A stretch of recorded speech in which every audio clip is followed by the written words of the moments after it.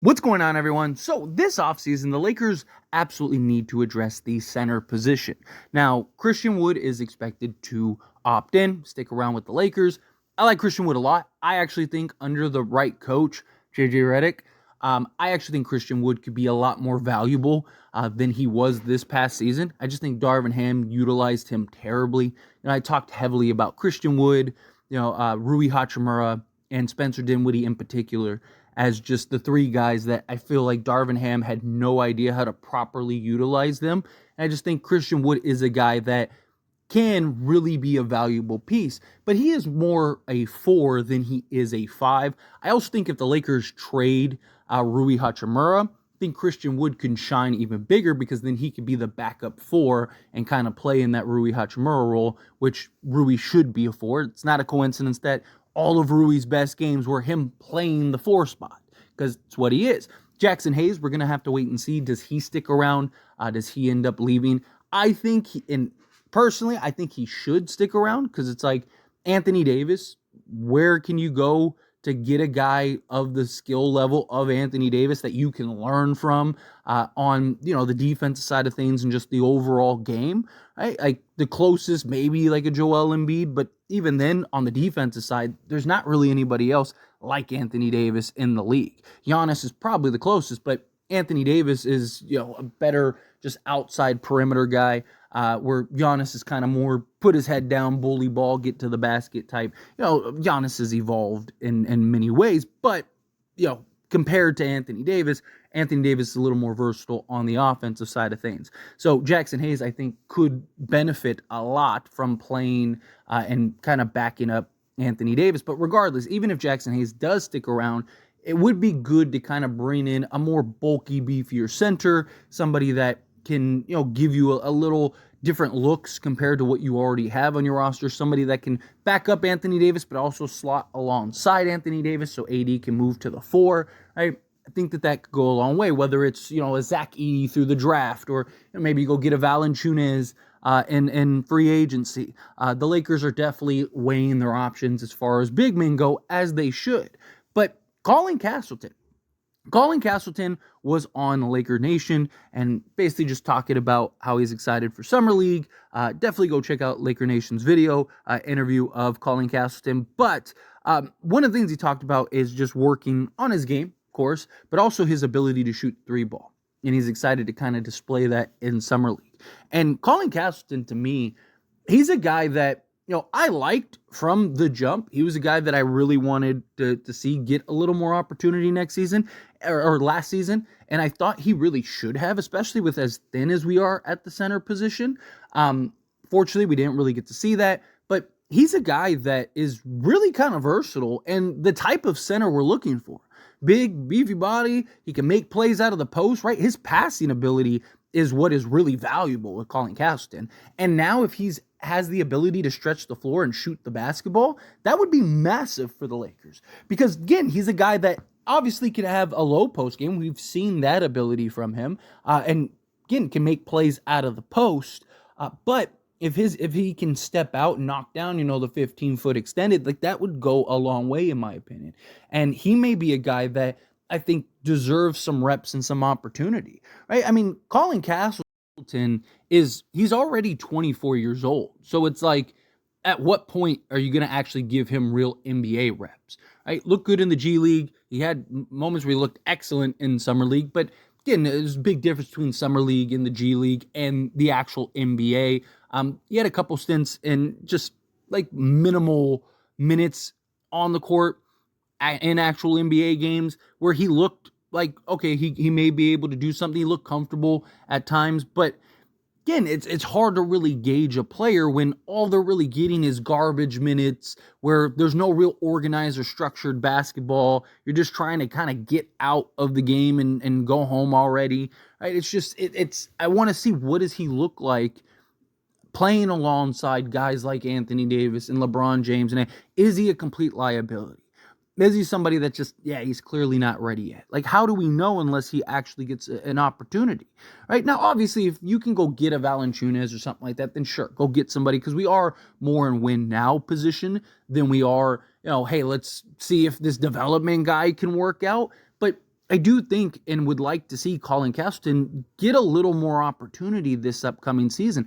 Like at least in the games where Anthony Davis, misses a game, or say LeBron misses a game, where it's like, okay, you're moving AD to the 4, right? So it's like, let's say you do sign a Valanciunas. It's like, okay, well, Valanciunas, he moves into the starting spot. Like, let's get Colin Castleton some looks. Let's see what he looks like. Let's see how he's developed. Has he made those strides between last year and this year, right? You want to see those improvements. Because, again, he's still young, right? He's not 27, 28. But it's like, you want to kind of get him either he's ready or he's not, right? And if he's not ready, then ideally you want to find somebody that is. Right? Like, I like Colin Castleton a ton. I hope he, at bare minimum, is our backup center of the future. I like his game. I like his versatility. I like his ability, especially, again, if he can step out and knock down the 3 ball, then that adds another layer to him. But I liked him before that ability. I mean, he took a couple threes here and there, and he looked like he had a good shot, but if he can consistently knock down the 3 ball, then he could end up becoming a problem. But to me, it was more so his playmaking ability out of the post, a guy that you can run your offense through at times, right? And just get different looks, different actions. I really like that. His ability to where, hey, you need a bucket, dump it down to Colin Castleton and let him use his low post game to just go to work and go get a bucket, with his little floater, little sky hook, turnaround. All those things I thought add a lot of value. But again, is his mobility enough? Is he going to be able to defend at an NBA level? Is he going to get exposed if he's out there too long? Right? I mean, again, it boils down to, how do we know unless we actually see him? Right? Like, at some point you gotta start injecting some of these youthful guys, and you got to do it in the regular season, right? Like, because you want these guys to be. I'm not saying Colin Castleton should come in and get 30 minutes a game and be your primary backup. And I mean, if he's ready and he's killing it, sure, right? I mean, look at Derek Lively and how good and impactful he was in his rookie year, right? If a guy's capable of doing it, then let him do it. But I more looking at him as like, that 10 to 15 minute type range. Is he ready to come in and fill in a backup role? Right? Even if he's your third big man, right? Like I said, let's say you go get a Valanciunas. And you keep AD at the 5, you have Valanciunas as the backup, and then you have Colin Castleton as your third, right? Like, I'm okay with that, right? And again, get him some reps, get him some opportunities, let him get some shine, and let's see, right? Like, especially in like the more favorable matchups and stuff, like, what does he look like, against like one of these bad teams or something? Or, say you're playing the Warriors where he's got a size advantage. Throw him out there and see, like, can he hold his own against, Trace Davis, right? Like, or is he just getting bodied by him and Draymond? Like that'd be a good. If he can't handle that, he's not going to be able to handle, some of these bigger guys in the league. It's like at some point, in my opinion, you got to take training wheels off, and you got to let the kid ride the bike, right? Like, at some point, you got to let Colin Castleton get the opportunity out on the basketball court and throw him into the waters and see if you sink or swim, right? Like, what are you doing? Are you capable of swimming, or are you not? Now, obviously, again, if they end up drafting, say, a Zach Edey or something like that, which I don't necessarily... Look, I think the Lakers are going to trade the 17th pick. There are still lots of talks that the Lakers are going to trade the 17th pick. There's even some talks that they may move up and try to snag a top 5 pick, which that doesn't really make a ton of sense to me, given the situation Lakers are in.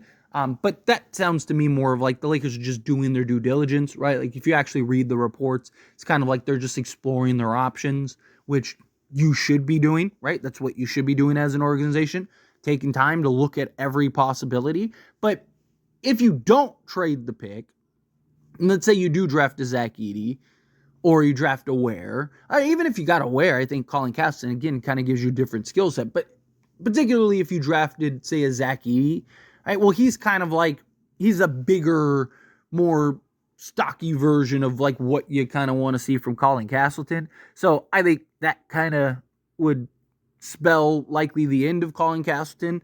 Because it's just like, you you would imagine you'd want another type of, Jackson Hayes almost makes more sense at that point because, it's like, okay, you have the big burly center and Zach Edey, right? Well, you want kind of like the floor running big and the more versatile type center, almost like the hybrid type that can kind of help and running the floor and put in different actions and sets, be a role running big. I think that probably spells the end of Colin Castleton. But if you don't and you trade the 17 pick, like I think you are, and even if you do draft a veteran guy, it's like at some point I think you need to start getting looks at some of your young guys, right? Start getting them out there and start getting looks. Because again, if Colin Castleton was say 21, right? I mean, sure, like let him spend another year or two developing. It's not a big deal. Right? But it's like, if you let him spend another year or 2 years developing, at that point, he's 25, 26. By the time he's actually ready and good to go, he's 27. Right? It's like, so you're basically going to get, if you're lucky, maybe, 4 to 5 good years of Colin Castleton, because you got to imagine it's probably going to take him, say he starts, like really actually gets an opportunity at 26, 27. Probably going to take him a year, 2, maybe 3 years before he actually evolves into the type of player we want. You see that with all players, right? Like Jokic didn't come in the league and all of a sudden was the best player in the league, right? It took him years to kind of get to that point and kind of evolve in different ways, right? You see all these guys, and I'm not saying Colin Castleton's going to be Jokic. I'm just saying, like, even the greatest of great players take time to evolve to just be really good players, and then eventually they take that leap, where it's like Colin Castleton, if at 27 he's just now getting started at an NBA level, probably going to take him 2 or 3 years to really kind of get the grasp and understanding at an NBA level.